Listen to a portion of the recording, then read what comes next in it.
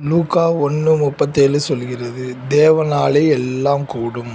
வானத்தையும் பூமியையும் படைத்த ஆண்டவர் நம்முடைய தேவன். நம்முடைய தேவனாலே செய்யக்கூடாத அதிசயமான காரியம் ஒன்றுமில்லை.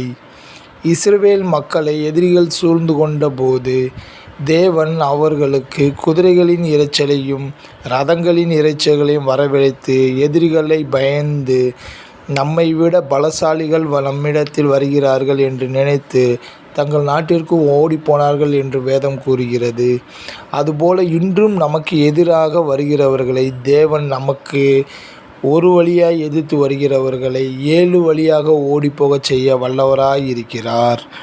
கர்த்தர் நம்முடைய பட்சத்தில் மாத்திரமல்ல, நம்முடைய உற்றார் உறவினர்களுடைய சமீபத்திற்கும் ஆண்டவராய் இருக்கிறார். நமக்கு எல்லாவற்றையும் கிடைக்கச் செய்யும் தேவன் நம்முடைய தேவன். தேவனுடைய பார்வைக்கு பெரிதான காரியங்கள் ஒன்றுமில்லை. தேவனுக்கு 1000 வருஷங்கள் ஒரு நாளை போல் இருக்கும் என்று வேதம் கூறுகிறது. இப்படிப்பட்ட தேவனை ஸ்தோத்தரிப்போம், தேவ ஆசீர்வாதத்தை பெறுவோம். தேவனுக்கே மகிமை உண்டாவதாக. ஆமென்.